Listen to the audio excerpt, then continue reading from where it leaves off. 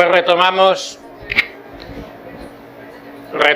estas charlas y durante 4 sesiones pues vamos a terminar lo que queda del libro de Roger Marín, Teología de la Perfección Cristiana. El libro, que por cierto todavía es relativamente fácil conseguir y es muy interesante, ya lo han ido viendo.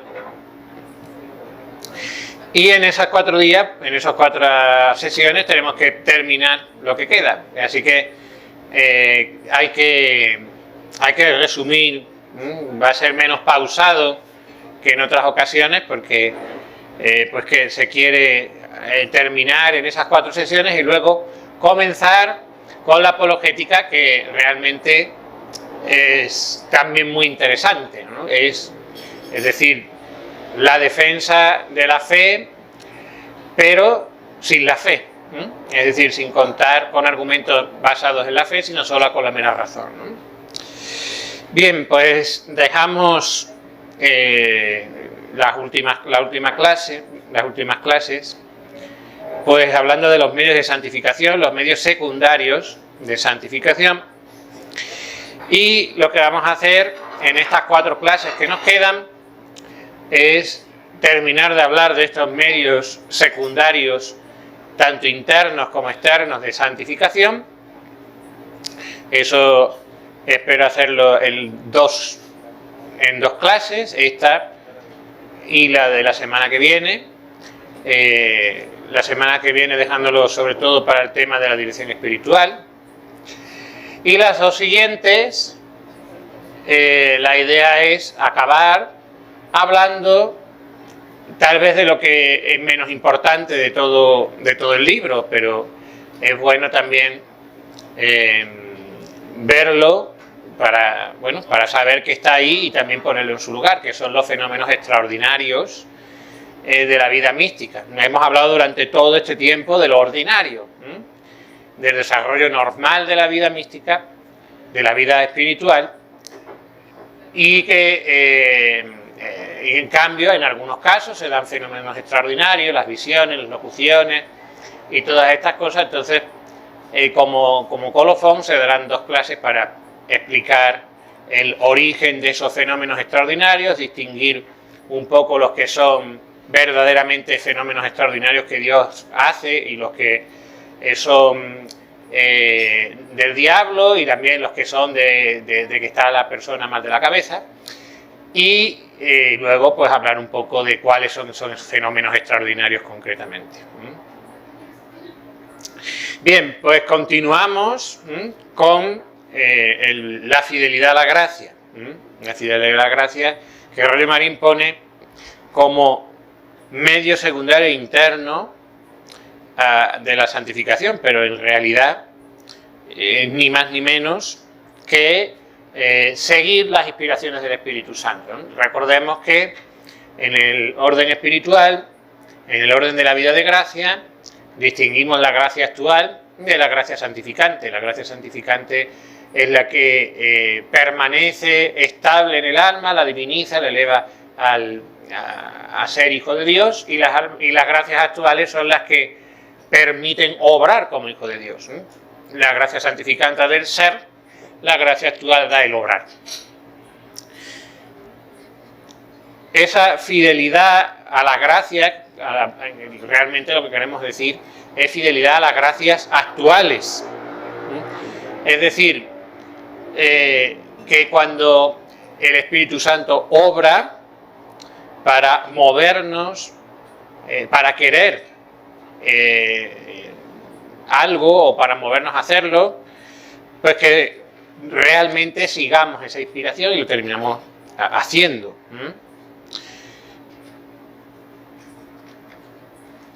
Esas inspiraciones, dice San Francisco de Sales, que son los atractivos movimientos, reproches, remordimientos interiores, luces y conocimientos que Dios obra en nosotros, previniendo en nuestro corazón con sus bendiciones, por su cuidado y amor paternal, a fin de despertarnos, excitarnos, empujarnos y atraernos a las santas virtudes, al amor celestial, a las buenas resoluciones, en una palabra, a todo cuanto nos encamina a nuestro bien eterno.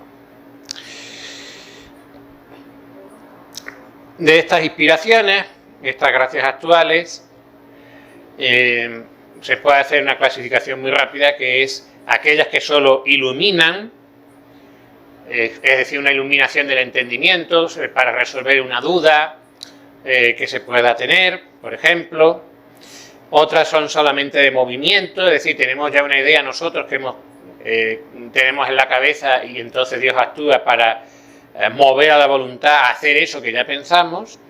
Y la mayor parte de las veces es las dos cosas: ilumina, da una idea, una iluminación, y al mismo tiempo se mueve a querer eso que se está conociendo por la iluminación del Espíritu Santo, ¿no? Recordemos también que en el obrar de las virtudes sobrenaturales es totalmente fundamental la gracia actual para cada acto con valor meritorio, para cada acto que no es una mera virtud humana actuando, sino que cuando actúa una virtud sobrenatural, y aún más, mucho más cuando es un don, es necesario que Dios intervenga dándonos una gracia, sin la cual es imposible. La fidelidad a la gracia es decir, el seguir esas inspiraciones del Espíritu Santo en el día a día, es muy importante, porque de ordinario hay muchas gracias actuales que mueven a mayores cosas y que muevan al crecimiento de la vida espiritual, que están subordinadas, que subordinan a otras que vienen después. Es decir, si se sigue esa inspiración, si se es fiel a la gracia en un determinado momento, eso va a desencadenar que vengan más. Y en cambio, si se resiste, pues Dios decide, pues ya no se dan, estas gracias se pierden. La cuestión es que muchas veces se pierde, por así decir, el crecimiento de la vida espiritual, porque en lugar de seguirse esas inspiraciones del Espíritu Santo, pues se prefiere conducir uno por el buen sentido ordinario de los demás. El problema es que el buen sentido ordinario de los demás, pues suele ser pues, de gente imperfecta, claro, y por lo tanto también ese buen sentido es imperfecto y se queda corto, ¿no? Y sobre todo, pues eso, cuando ya se entra pues en estados de vida religiosa y tal y cual, pues esto se traduce en que, bueno, pues que ya está, pues como todo el mundo hace esto, pues yo también. Y ya está, ¿no? Y no se aspira más de lo que los demás hacen, ¿no? Lo que viene a ser la norma en esa comunidad, en ese lugar. De tal manera que, aun siendo una comunidad que es buena, pero realmente si ve uno que el Espíritu Santo a un alma la está llamando a determinadas cosas, y se deja llevar por ese espíritu de lo que es común, y simplemente pues no se queda en lo común, es decir, en la imperfección. La cuestión aquí es la respuesta, ¿no? Ver por qué la respuesta a la gracia muchas veces no se da, y también cómo distinguir las verdaderas inspiraciones del Espíritu Santo de los que son ideas mías, o que suelen ser incluso engaños. La respuesta a la gracia se suele ver oscurecida, dificultada, por tres cuestiones principales. Vienen por lo siguiente. Bueno, lo primero, la falta de atención. Es decir, las inspiraciones de la gracia suelen ser inspiraciones suaves, No siempre, porque Dios puede dar una inspiración muy fuerte, pero normalmente son suaves, son de una manera muy discreta, y ocurre que nuestras distracciones, el estar disipado, el no recogernos, el no tener una oración bien hecha, verdaderamente centrada en Dios, estar preocupado en muchos asuntos de este mundo, todo eso es ruido y hace que se dificulte mucho atender a esas aspiraciones. Y eso hace que si constantemente estamos sordos o porque no hacemos silencio, pues no acabemos de escuchar esas inspiraciones del Espíritu Santo, ¿no? Porque es así, o sea, Dios se comunica en el silencio normalmente, no se comunica en el ruido. Entonces la primera causa es esa, la falta de atención. La falta de atención. La segunda es también la sensualidad. La sensualidad en el sentido de estar todavía muy entregado a las cosas carnales, es decir, a gustos de la comida, o a gusto a no hacer penitencia, no querer hacer penitencia nunca, no tener moderación. Eso, obviamente, y por supuesto, como sobre el pecado que más oscurece es el sentido espiritual de la lujuria, pero también los otros pecados que son más propiamente de la carne, la pereza y la gula, también cierran mucho la fidelidad a la gracia de una manera o de otra, ¿no? Porque al final las tres son dar gusto a la carne, por un placer o por otro, y la carne siempre, pues en el estado de naturaleza caída en el que estamos, pues tira para abajo y no quiere hacer las cosas del espíritu. Y contra esto, pues si contra la disipación, el silencio y el recogimiento, contra la sensualidad hace falta la mortificación. También por las aficiones desordenadas, es decir, estos son los afectos desordenados de una manera o de otra. El tener a ciertas criaturas pues bueno, en un aprecio que es excesivo, que no está ordenado y que por lo tanto supone también la imposibilidad de hacer renuncias por Dios. Eso dificulta seguir a la gracia, porque la gracia puede pedirme renunciar a esas cosas a las cuales yo tengo afición y yo no lo quiero hacer. Eso en cuanto a estar pendiente. Por otro, está la discreción de espíritus. Es decir, el discernimiento, y esto es el verdadero discernimiento. Es decir, de todos los pensamientos, de todas las inclinaciones que se van experimentando, hay que hacer racionalmente, a la luz de la fe, un discernimiento acerca de que son verdaderas mociones de Dios y cuáles no. Y en esto, pues los criterios son, primero, a qué se nos está moviendo. Es decir, se nos mueve a mayor santidad, o en cambio es una cosa que no mejora ninguna virtud, o que incluso pareciendo que me lleva a una mayor virtud, realmente es a soberbia, que eso también es muy peligroso. El demonio nunca impulsa una virtud verdadera, impulsará a aparentar virtud, pero no a virtud verdadera, jamás. Y la naturaleza humana sin la gracia, pues tampoco va a llevar a virtud verdadera, porque hay virtudes que son un poquito incómodas, ¿no? Sobre todo, pues esa es la penitencia, la mortificación, todo eso la carne no lo quiere. Por lo tanto, lo primero es esta moción me está llevando a aspirar a mayor santidad, ¿sí o no? Lo segundo, la conformidad con las obligaciones de Estado. Esta es una muy importante. Es decir,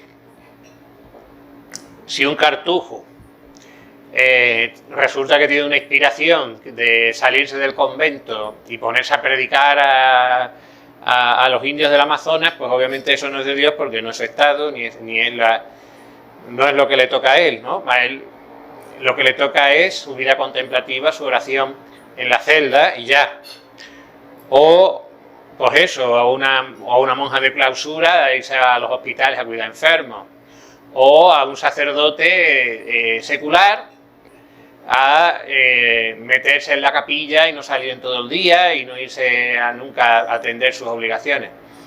O en un matrimonio, pues a una esposa a desatender sus obligaciones de Estado, a sus hijos y a su marido por estar pues como si fuera una monja de clausura, ¿no?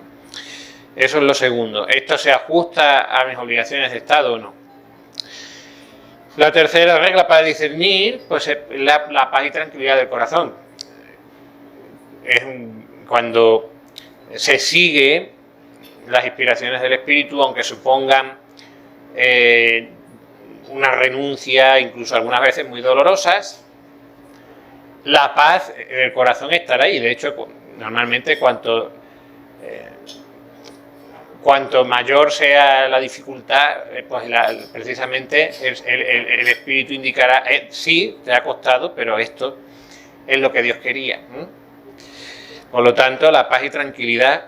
En cambio, el demonio alborota, el demonio crea inquietud, e incluso puede crear también una falsa paz, pero es una paz muy distinta, porque es una paz solo de mentirijillas, es una paz que calma la conciencia, pero realmente trata de calmar la conciencia, pero realmente no es la paz que da Dios.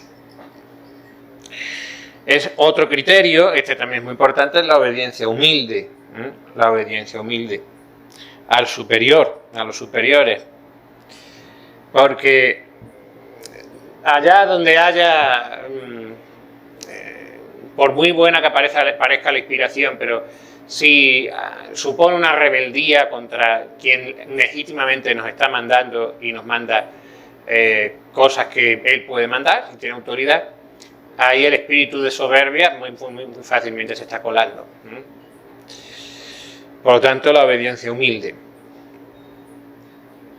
Puede haber aparecido gente con mucha apariencia de santidad y que tal, y que penitencia y no sé qué, no sé cuánto, pero luego se descubre que es todo mentira por la soberbia y por la desobediencia. Y el juicio del director espiritual, de un buen director espiritual, porque si el director espiritual no sabe hacer bien su labor, échense a temblar.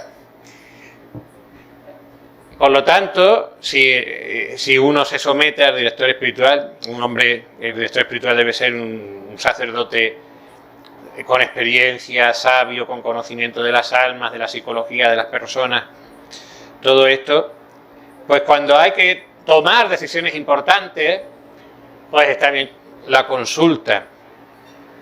Si son cosas de diario, si son cosas de diario, pues no hace falta estar llamando al pobre cura para preguntarle una tontada, que bastante tiene con lo que tiene, pero si hay verdaderamente una duda que tiene su fundamento, que no hay, o incluso pues puede pasar también, ¿no? Un sacerdote se presenta un caso de confesión que no sabe resolver bien, antes de dar un consejo malo, pues pide consejo al superior, a quien sabe más que él, ¿no? Entonces, el juicio de alguien sabio y prudente, acudir a un superior a uno, en situaciones en las que la cuestión la merita, que no es para preguntar si voy a comer arroz o voy a comer pescado, pues está bien también, ¿no? Y por último, la docilidad. Una vez que está visto que sí, que es toda una inspiración divina, pues está que la voluntad quiera, el dejarse llevar, sabiendo que es lo mejor que se puede hacer, que aunque a veces la naturaleza se oponga. Bien, Esto es muy resumidamente el tema de la fidelidad a la gracia. Y pasamos ahora al tema de los temperamentos, también muy rápidamente, porque es verdad que si bien el temperamento es una cuestión de la naturaleza, no de la gracia, es el conjunto de inclinaciones de nuestra constitución, de nuestras formas de ser, la constitución fisiológica del cuerpo humano, nos lleva a tener una determinada forma de ser. Es una cuestión natural, pero es verdad que siendo una cuestión natural tiene también, como la naturaleza y la gracia van de la mano, pero tiene también su importancia, porque dependiendo de cómo sea el temperamento, esa forma innata, esa naturaleza que traemos ya desde que nacemos, pues esas son disposiciones que nos pueden ayudar o nos pueden estorbar para la vida espiritual, ¿no? Los temperamentos, la clasificación clásica es la de los 4 temperamentos: el temperamento sanguíneo, el temperamento nervioso, el temperamento colérico y el flemático. Y ciertamente se resumen en esos 4 temperamentos 4 conjuntos de rasgos que no se dan de manera pura en nadie normalmente. Es decir, no es que haya este es el melancólico puro, ¿no? Y aquí lo encontramos y tiene todo absolutamente. Normalmente se da una mezcla, ¿no? Suele haber un temperamento predominante y luego otros rasgos de otro temperamento secundario y luego a lo mejor algunas cositas más de otros temperamentos, pero normalmente es una mezcla, todos somos una mezcla de los 4, pero con uno predominante y uno secundario y algunas cositas de otros, ¿no? Pero es verdad que la clasificación en temperamento ayuda a comprender muchas cosas y también ayuda a ver dónde pueden estar mis defectos y dónde tengo que, en las cosas naturales, que me pueden estorbar para las cosas sobrenaturales, ¿no?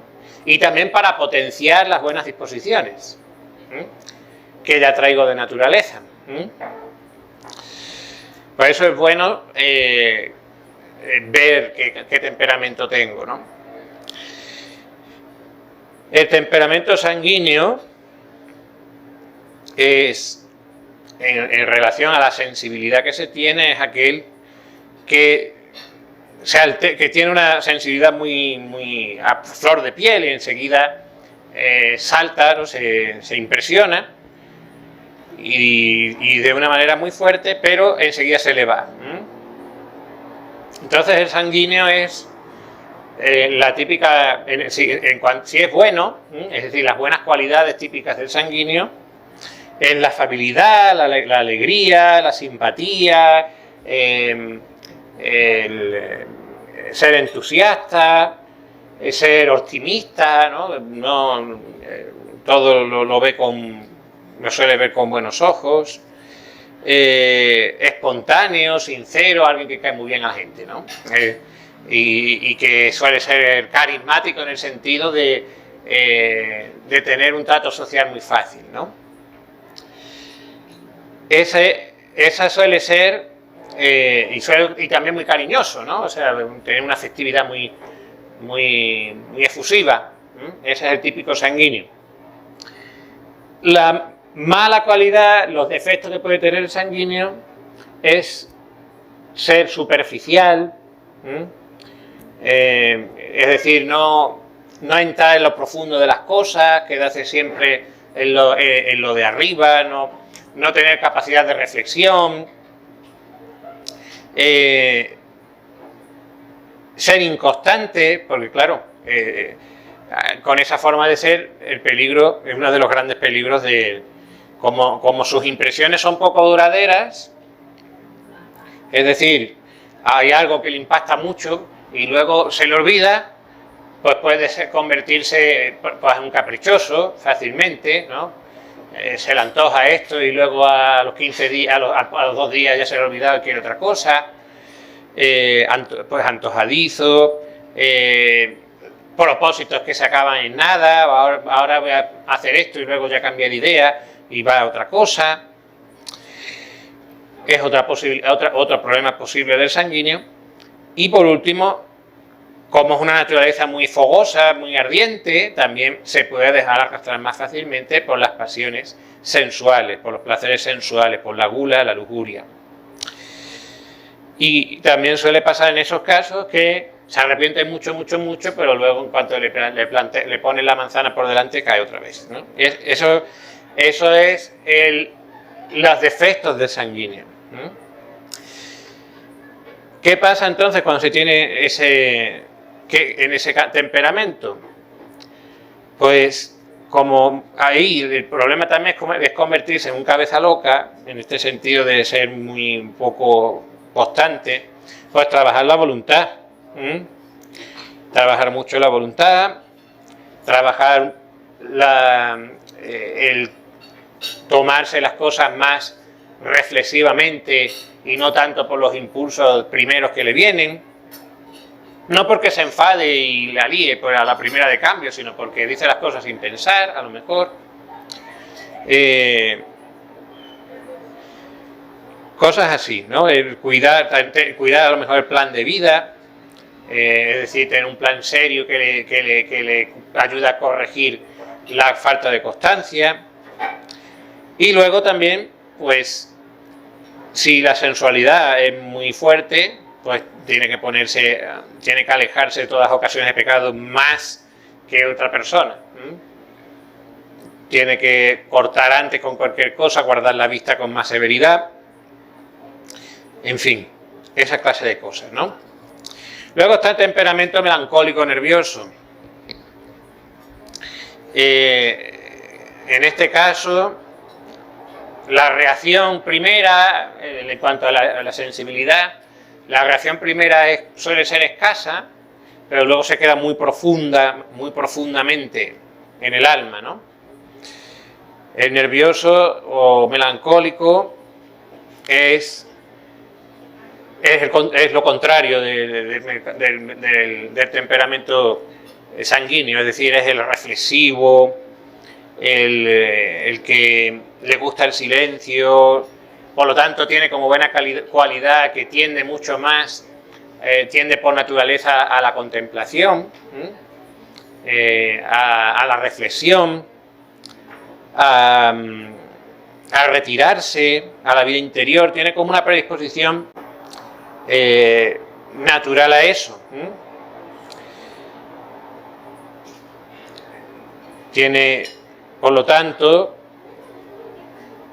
pues unas buenas capacidades también intelectuales muchas veces, ¿no? Porque le gusta entrar en profundidad, entender las causas y los efectos de las cosas, la calma. Pero las malas cualidades es que tiende a amargarse la vida.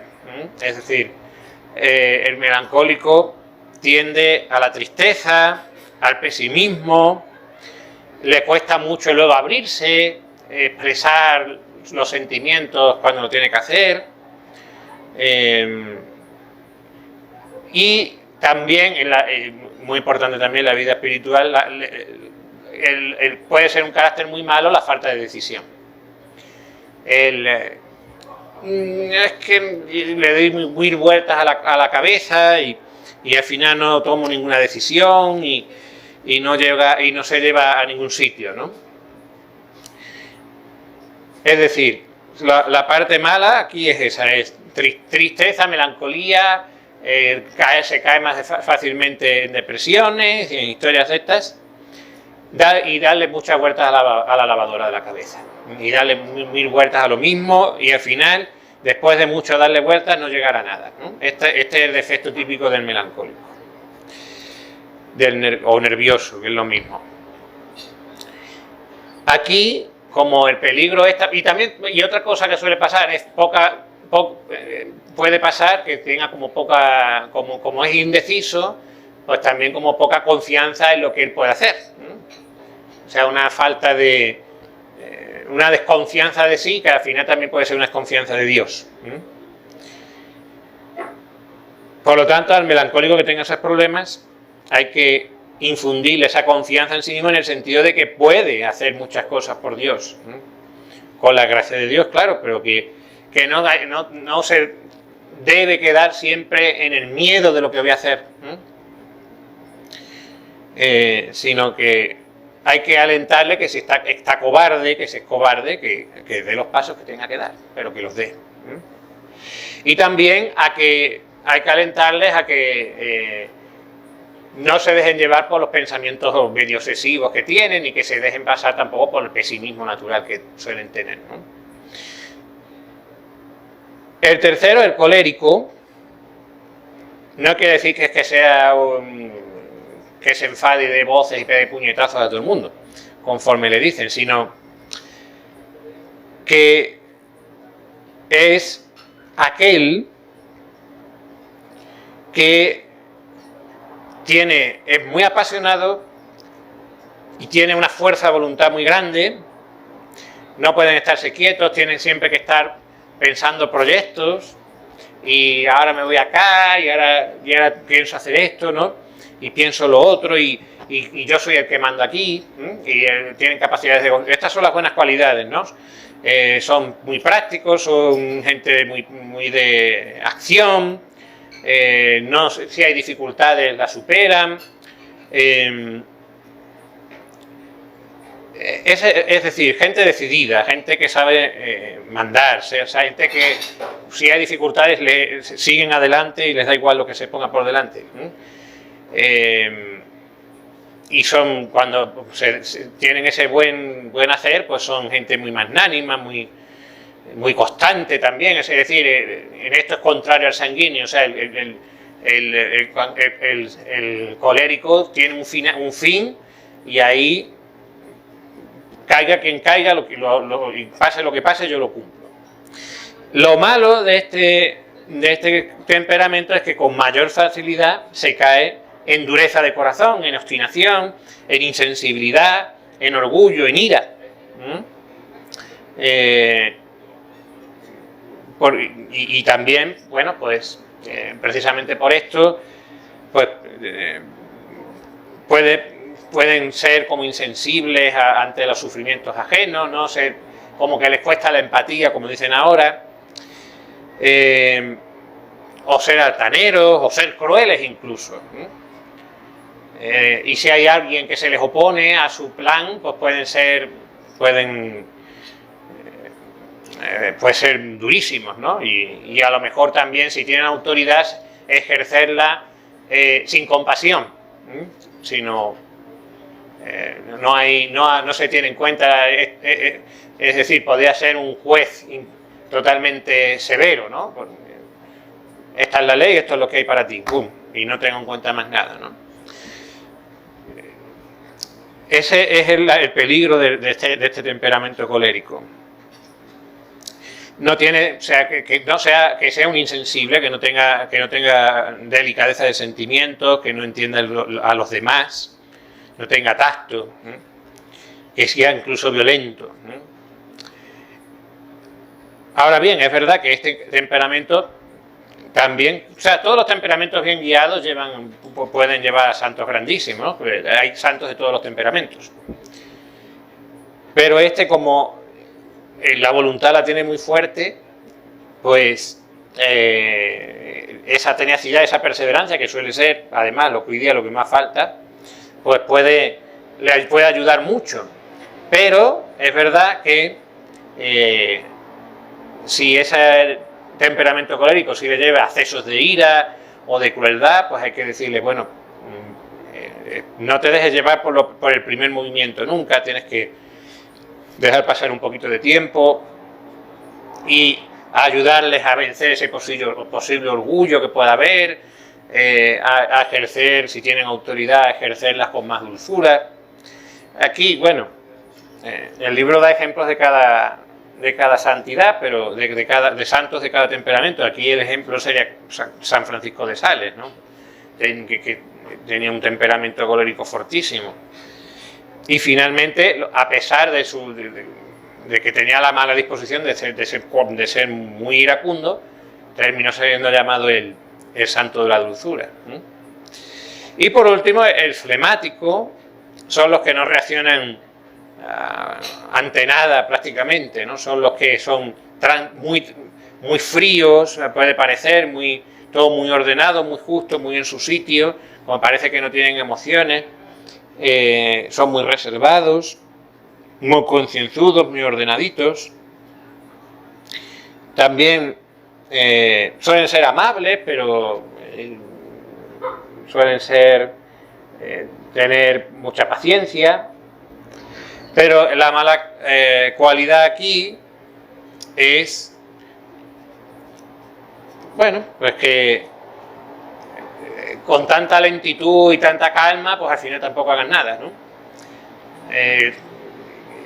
O que también, pues que se hagan gente pues sin mínimo de sangre en las venas, ¿no? Gente que son totalmente apáticas. Ese es el peligro de este temperamento.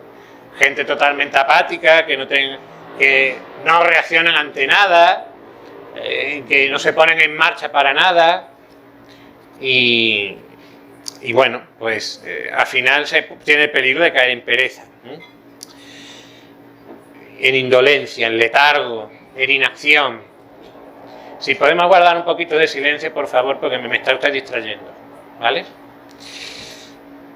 Y para el flemático, lo que habría que pedirle es, bueno, está muy bien que seas muy ordenado, pero hay que lanzarse a las empresas. Aquí hay el ideal de la santidad, láncese a ello, no se quede ahí toda la vida tirado en el sofá. Bueno, eso en cuanto a los temperamentos.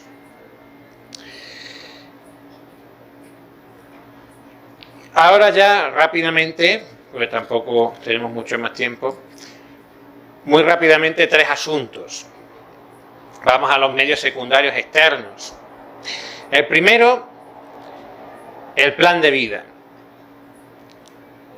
El plan de vida, sobre todo, para la gente que es más inconstante, que es más de antojos, que no sabe muy bien por dónde tirar a lo largo del día, que tiende a perder el tiempo. Y bueno, pues esto además hoy día, que perder el tiempo es más fácil que nunca y dispersarse, pues tiene su utilidad. Tiene su utilidad. El plan de vida es trazarse un horario del día, ¿no? Y decir, bueno, pues a esta hora voy a tener mi oración, a esta hora voy a tener un poquito de lectura espiritual, aquí voy a rezar el rosario, a esta hora voy a misa, a esta hora tengo la comida, a esta hora me voy a dormir, a esta hora sí o sí me voy a dormir, eso es muy importante, la hora de irse a dormir. Parece una tontería, pero ir a dormir pronto es muy bueno, porque si no, luego ya el desorden cunde muy rápidamente cuando uno no descansa bien. Es decir, elaborar un horario en el cual pues yo pongo un orden en mi vida. Y claro, ese horario tiene que ser realista, es decir, no puede uno pretender pues poner 7 horas de oración al día, si tiene 7 hijos, obviamente, y tiene un trabajo, pero sí que tiene que estar acomodado a los deberes de mi estado, a mis ocupaciones. Y luego también tener en cuenta cómo soy, qué necesito yo, ¿no? También eso es, para esto ayuda también el director espiritual, ¿no? Pues conociéndome a mí, bueno, pues mira, pues esta persona, por ejemplo, ¿no? Esta persona, pues por las mañanas, normalmente es cuando mejor hacer el rato de oración, por las mañanas, pues, pero por ejemplo esta persona se levanta, a pesar de que se acuesta pronto, trata de acostarse pronto, pero por las mañanas es un muerto viviente. Hasta las 10 de la mañana está el pobre, por más café que se toma, está que no, que bueno, que está, pero no está, está, pero no está. Entonces, bueno, pues para esa persona igual es mejor que la parte de los ejercicios de piedad, su oración, su misa. Bueno, la misa pues, es la hora es la que hay. Pero lo que depende de él, pues que sea un poquito más tarde, porque claro, es que si no, pues se va a levantar y claro, pues si trata de hacer su oración mental a las 7 de la mañana, pues se va a dormir. Y bueno, pues no vamos a hacer nada, ¿no? Entonces a esta persona le vamos a ajustar, por su propia forma de ser, le vamos a ajustar el horario para que haga su oración en otro momento. O esta persona, no, esta persona es que es cuando más rindes por la mañana temprano, bueno, pues entonces, y por la noche está muerto, pues vamos a ponerle que rece, ¿no? Por tempranito, cuando se levanta a las 5 de la mañana, en pie a rezar. ¿No? Y a las 8 de la noche estás en la cama ya, pues, claro. Pero tiene que ser así, ¿no? Dependiendo. Y también tiene que ser flexible y rígido, es decir, flexible, porque claro, si eso es que me va a impedir ese orden, me va a impedir atender a lo mejor obligaciones de caridad para con alguien o algo que se plantea un imprevisto, pues entonces me convierto en un robot. No, es que, mira, es que yo a las 7 tengo yo mi... No, pero es que mira, que al abuelo le ha dado un infarto, pero yo es que a las 7 tengo mi oración, ya cuando termine ya lo recogemos del suelo, por decir algo muy exagerado, ¿no? Ya a las 7 mi oración, pero que se está muriendo, que se muera. Yo tengo a las 7 mi oración, eso obviamente no es irracional, ¿vale? Es irracional. Pero tampoco puede ser tan flexible que no lo cumplamos nunca, porque entonces no sirve para nada. Es un papel ahí que es papel mojado.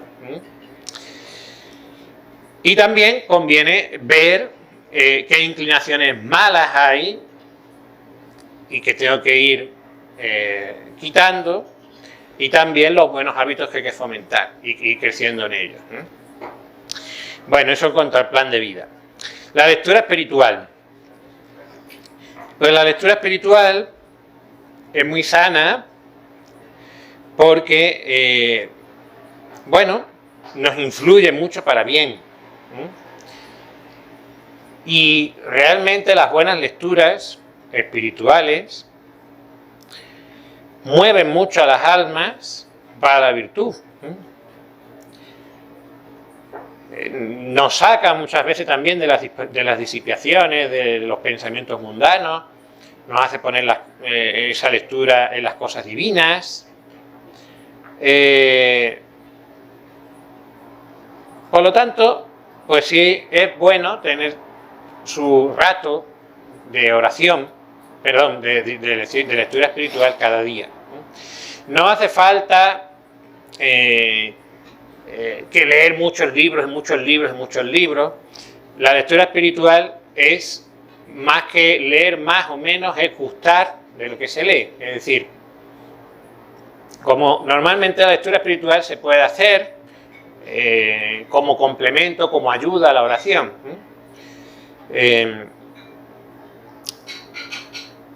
Es decir, puedes decir, bueno, pues yo tengo mi oración, puedo tener mi librito espiritual y a lo mejor me empiezo a distraer o me empiezo a... Bueno, pues se puede tomar un ratito de lectura espiritual que me dé alguna idea para meditar. que encienda mi alma en algún aspecto, y entonces ya pues se aparta la lectura espiritual y se vuelve a la oración, ¿no? Se puede hacer muy bien eso. Eso sí, pues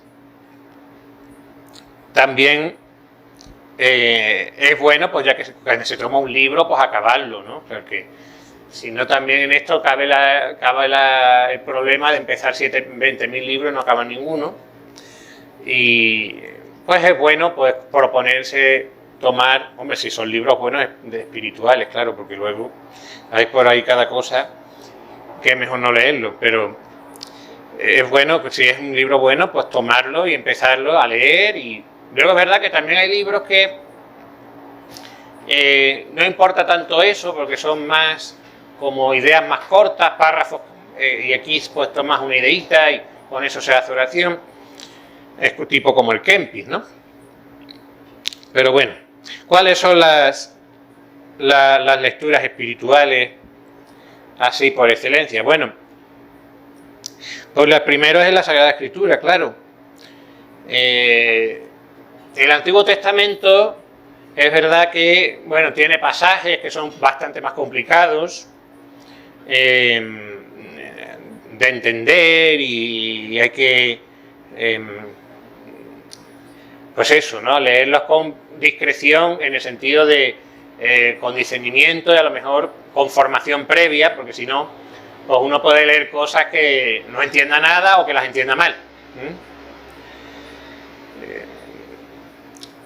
Pero hay libros de la Sagrada Escritura que no tienen, o sea, los Salmos, por ejemplo, son maravillosos, los libros sapienciales, el Cantar de los Cantares, son libros de la Biblia, del Antiguo Testamento, que son, pues su lectura es muy provechosa y muy gustosa.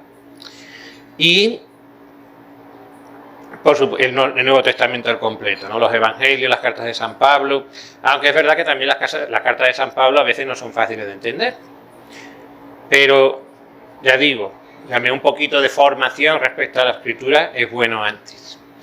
Después de esto, la vida de los santos. La vida de los santos es muy estimulante, porque uno ve en esa lectura pues que la santidad no es una cosa, un ideal inalcanzable, sino que verdaderamente hay gente que es santa. Y cuando se leen las virtudes de esos santos, cómo se han entregado generosamente a Dios, muy fácilmente el alma se enardece y quiere imitarlos, ¿no? Y ahí está el ejemplo de San Ignacio de Loyola, que se convirtió así, leyendo libros de vidas de santos.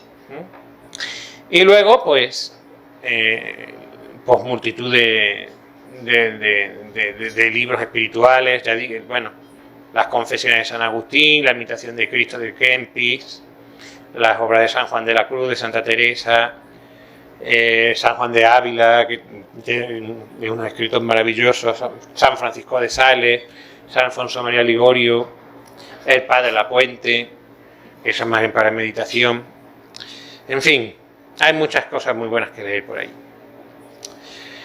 Y por último, en el día de hoy hablaremos de las amistades, de las buenas amistades.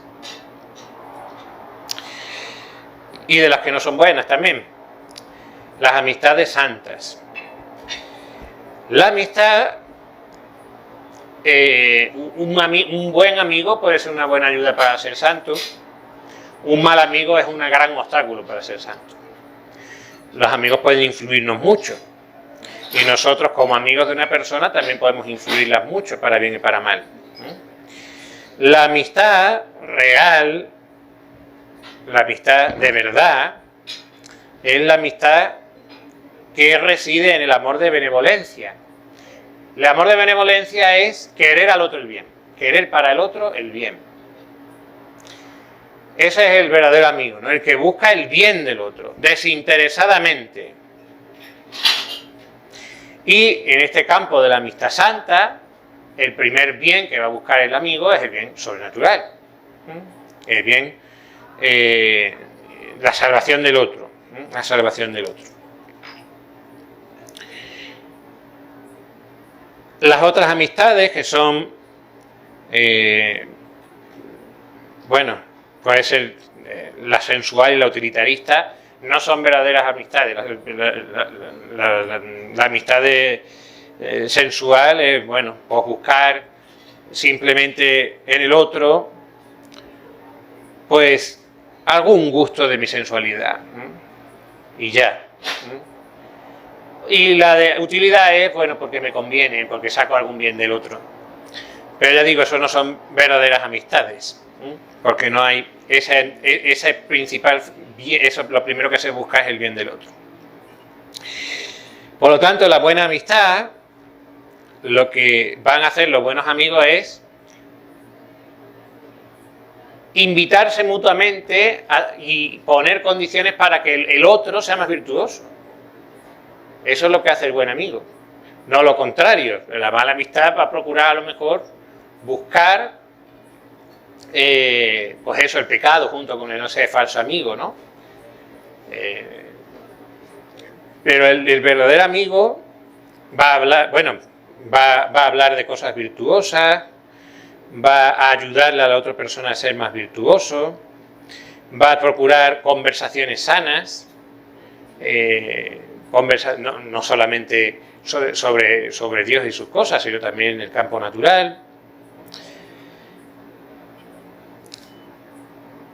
Ese tipo de cosas, ¿no? Esa es la que hace la verdadera amistad espiritual. Pero aún así, hay que tener cuidado. La amistad santa es buenísima, pero es verdad que corre el peligro de desviarse. Precisamente porque, como el corazón humano es tan pues eso, tan débil muchas veces, se pueden crear con esa buena amistad, esa amistad que es una verdadera amistad, ciertos afectos que se desordenan y pueden terminar pues en algo egoísta. Lo que empezó siendo bueno termina siendo egoísta y malo. Esa amistad, esa desviación de la amistad se puede dar tanto cuando la amistad es entre hombre y mujer, como cuando se da entre dos hombres o entre dos mujeres. Aunque claro, hay más peligro cuando son de distintos sexos, pero no necesariamente. También ocurre entre personas, o sea, que aunque no haya ninguna atracción de tipo homosexual, pero aún así se puede empezar por tener afectos desordenados por alguien al cual le tenemos un afecto sincero y bueno, pero se puede desviar. Y ahí va a haber una serie de señales que van a mostrar que algo no está yendo bien y que hay que corregirlo. La primera es, y esta es clarísima, el ser amistad exclusiva y excluyente. Es decir, yo con este o con esta y yo no quiero saber de más nadie. Y aquí no entra más nadie. Y si viene alguien, se está hablando con otra persona, que no soy yo, ya me pongo nervioso, ya me pongo como celoso. Ahí hay algo raro. Ahí hay algo raro.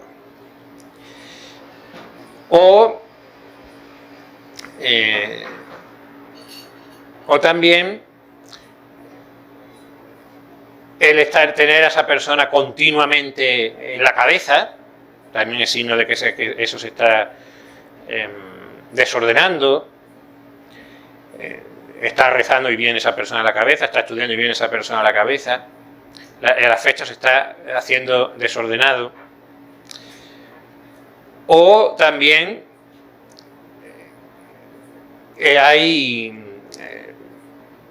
se juntan y hay unas conversaciones que son exageradísimamente largas y nunca se acaba y no hay propósito de estar, otro propósito de estar juntos que estar juntos.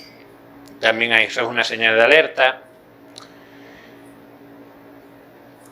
También cuando hay a lo mejor unos intercambios de regalos sospechosos, no digo que no haya que regalar nunca nada a un amigo, pero también que se regala y cómo, hay que tener cuidado, porque puede ser una manera de intentar comprar afectos, mendigarlos.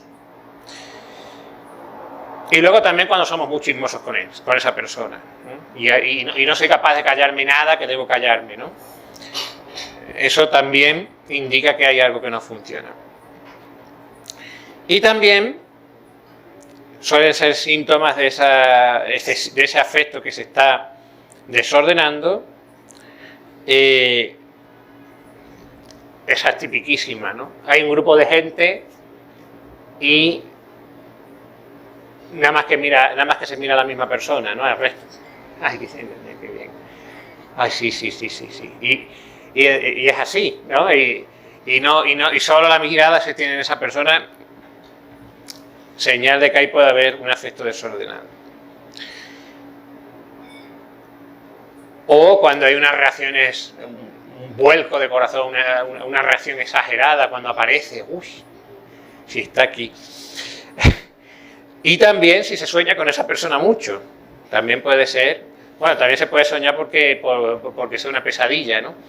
Pero, claro, a ver, pero también si aparece continuamente en el sueño la misma persona, también es un poco raro eso, ¿no? Hablando de amigos, ¿de acuerdo? De amistades. Entonces, bueno, si vemos que la amistad se está desvirtuando, porque hasta el final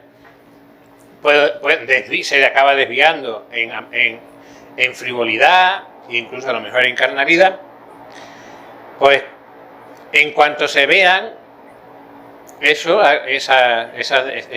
afectos que se pueden desordenar, que están desordenándose, hay que cortar, hay que ponerlos un poquito de distancia. Porque si no, pues luego es mucho más difícil de cortar. Cuando ya el corazón se ha pegado y tengamos en cuenta que cualquier apego a criatura es obstáculo en la vida espiritual, a poner a cualquier criatura por encima de Dios, pues entonces hay que hacer un distanciamiento serio, ¿no? En esos casos. Si vemos que ya el corazón está pegadísimo a una persona y que no hay manera de... Yo es que no puedo vivir sin ver a mi amiga o a mi amigo, entonces ahí eso ya no se ha convertido en una amistad mala, aunque empezara bien. Bueno, pues ahí lo dejamos hoy. ¿Alguna pregunta? A ver.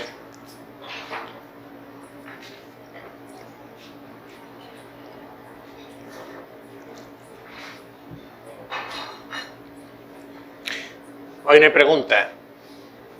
¿Sí? A la señorita Alexa, por favor. Eso me hacía raro. Vamos a ver.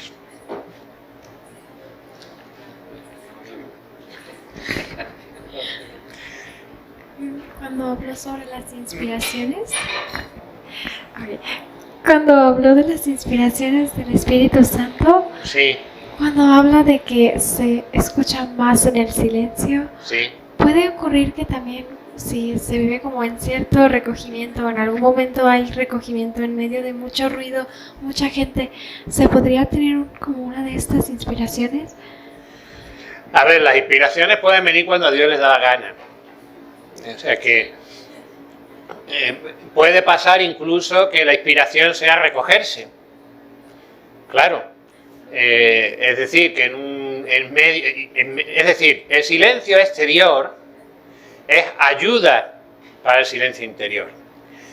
Pero lo más predominante, por supuesto, es decir, porque si estás en un lugar en el cual pues tienes a un señor que está aquí dando voces, el otro 7 niños por allí chillando y uno con un martillo neumático en la calle, pues entonces obviamente es más fácil que ese silencio, ese ruido exterior termine a uno alterándole y sobre todo ponerse iracundo porque claro, lógicamente, o sea, es insoportable, pero aún así es posible hacer el acto de recogimiento interior. Es decir, bueno, pero no solo hay que entender, ya digo, el ruido aquí como ruido físico, sino son distracciones. Todo lo que hace que mi alma se disperse en mil cosas y que nunca esté pendiente de Dios, ¿no? Y esté pues eso, incluso pues eso, las mismas obligaciones de Estado pueden llevarme a dispersarme, ¿no? Aunque haya que cumplirlas, pero aún así, o sea, es verdad que el silencio exterior, el estar tranquilo, ayuda a que yo pueda poner orden, pero puede haber mucho silencio exterior también, haber mucho ruido interior. Y estar pensando en mil tonterías o estar preocupado en mil cosas que no tienen nada que ver con Dios. Aún así, también, ya digo, Dios puede inspirar para irnos al mismo silencio y hacer silencio. La cuestión, la idea es que en ese silencio interior, y con las potencias puestas en Dios, es mucho más fácil escuchar las inspiraciones del Espíritu Santo. Porque si no, Dios las puede dar, si estoy con esa dispersión, pues es mucho más fácil que se pierda entre un pensamiento más de muchos que están por ahí. ¿De acuerdo? Bueno, ¿algo más? Aproveche que tiene el micrófono por ahí.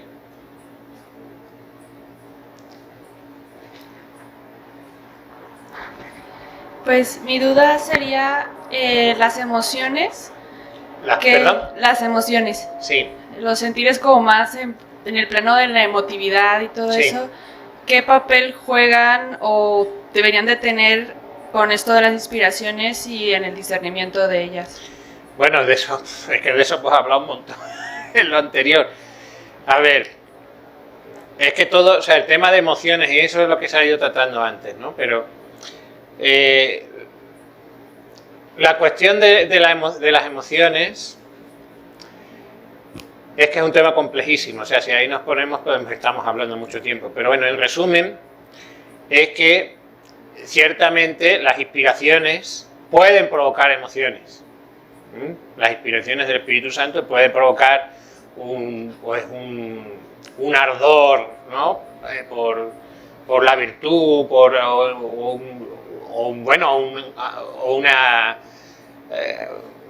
un acto de amor a Dios, ¿no? Fervoroso, aunque eso no es propiamente no es una emoción, sería un acto de la voluntad. Pero bueno, digo, o sea, tener emoción, sí, puede ser provocar emociones. Lo que no hay que confundir, lo que pasa es que no hay que confundir las emociones con las inspiraciones. Es decir, puede pasar que, pues eso, que yo tenga en una ocasión determinada, tenga una emoción muy fuerte, pero sea una emoción que viene de mi naturaleza.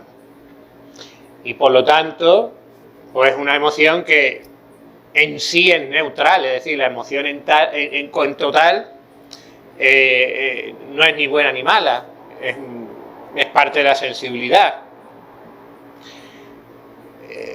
La cuestión es que, sea como sea, las emociones deben estar subordinadas a la razón. Y de hecho, si son inspiradas por el Espíritu Santo, moverán, o sea, servirán como una ayuda a la voluntad para moverse hacia algo bueno.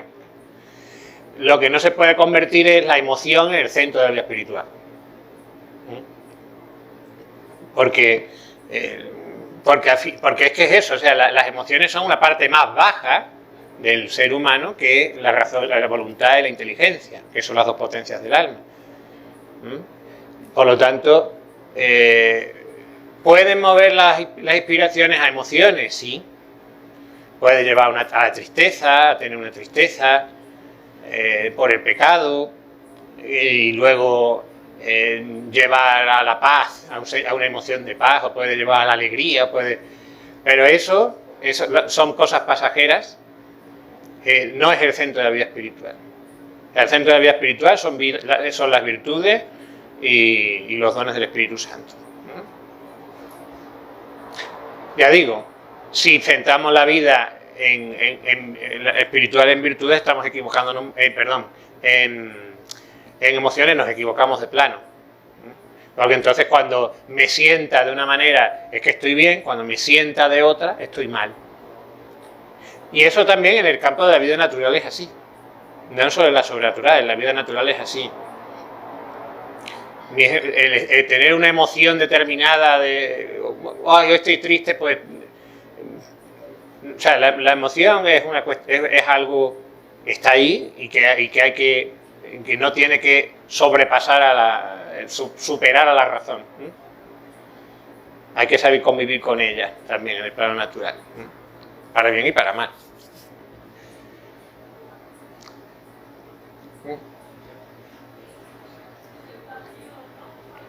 ¿Algo más? Adelante.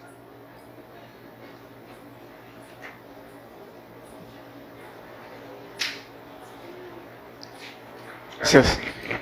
A lo mejor me estoy saliendo un poquito de tema, pero a ver, padre, usted dijo que es bueno tener como un horario. Sí. Para no el tener plan de vida. desorden. Ajá, un plan de Sí. vida, exactamente. ¿Cuánto tiempo es para un profesionista, alguien normal, pues? Pues es que eso depende de cada uno. Sí. Es decir, o sea, no hay un libro que diga para abogados el mejor es no sé qué. Y para esto, es decir, eso depende de las circunstancias personalísimas de cada uno. Porque no es lo mismo, te digo, un hombre soltero, que un hombre casado con 2 hijos, que un hombre casado con 7 hijos, que un hombre que... O sea, hay que ver en cada caso, bueno, pues, o sea, qué trabajo tiene, qué obligaciones tiene, hay que ver un montón de cosas, ¿no? Para dar un horario realista y que sea verdaderamente de ayuda, porque si no, es papel mojado. Así que depende de cada uno, Pero sí, la cuestión es tener orden. Una vida desordenada, que conforme me levanto hago lo que primero que se me pasa por la cabeza o lo que la emoción me dicta, pues ahí no hay progreso, es muy difícil que haya progreso espiritual porque no hay constancia, no hay perseverancia, no me rige el antojo en lugar de la voluntad, es el capricho. ¿Algo más? Ya están todos contentos y felices. Bien. Muy bien, pues vamos a dar gracias entonces.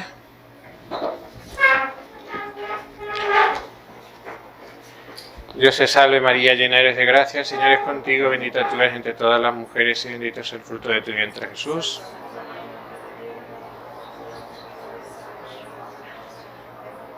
Santa María, en nombre del Padre, del Hijo y del Espíritu Santo. Amén. Muy bien.